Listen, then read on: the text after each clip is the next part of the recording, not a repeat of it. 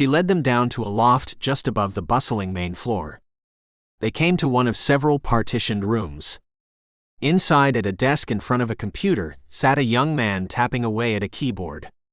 Skinny, pale, wearing a dirty gray-brown tank top, baggy jeans, a belt with a large gold-colored buckle with 2 holsters, one on each side, holding a silver 9mm Beretta pistol. Over top was a brown overcoat with long coattails, black boots. His build was geeky, blue eyes and unkempt green hair. "This is my cyber actions officer Steve Wow," introduced Brittany. He spun around in the chair to face them, raised his hands up and pointed at them like his hands were guns. "Because I'm here to wow," he said, clicking his tongue afterwards. "Lame ass," muttered Brittany as she spun him back around to face the computer. "Well, you better have something to wow me," said Brittany. She looked over his shoulder at the computer screen as Steve began to type away again. "Nothing really more than what we already have. Whoever is running this show seems to be guiding anyone that's human here and possibly other similar facilities around the world, but I can't confirm the existence of any other locations, and they're just stocking this place with the bandages, bullets, and beans. In other words, everything a large group of people would need to survive long-term and fight a war," said Steve. Brittany placed her right thumb and pointer finger under the nose pads of her glasses and rubbed her nose. "Why are they funneling people that aren't Japanese here?" queried Ryoko. "I don't mean any offense, but there seems to be quite a few people who aren't Japanese in a military capacity that just so happen to be in Japan and equipped," continued Ryoko. "Well, the United States has bases here and a strategic alliance with Japan, so we would definitely be drawn in here in a military capacity," said Brittany. "Not to mention we're a superpower or a hyperpower, pick whichever one you like, that has a presence in just about every inch of the globe," she added. "Also, Japan is allied with many Western nations and conducts joint military training exercises and hosts many international conferences on military actions and defense."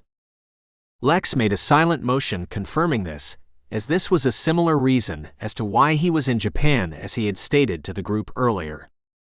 Then came the clanking of a multitude of boots on the metal grated floor outside the room, gaining in volume, signaling they were approaching. "Speaking of people that don't belong in Japan," said Brittany as she turned and looked out the door. Coming down the corridor was a Chinese woman in black military uniform. High collar with gold trim, 6 gold buttons down the front, 3 on each side, a white belt with a Jian sword on her hip, the uniform ending in a flowing skirt, red strips down each side. The sleeves too had red strips down the outside from the shoulders down to the gold cuffs, white gloves on her hands, thigh-high thick black stocking running down her skinny legs to big black heavy combat boot on her feet.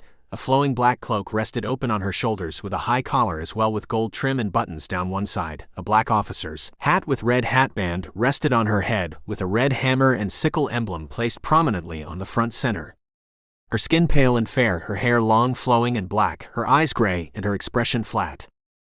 Next to her was another woman, again black uniform but of a lower rank. It was one piece with red strips down the outer arms and torso sections. The white collar of an undershirt poked out with an oblong gold brooch, white gloves on her hands, one holding a brown wooden baton with a looped leather strap on the back of the handle, a black belt with red trim and gold buckle around her waist, opaque black pantyhose covered her legs, and black combat boots on her feet.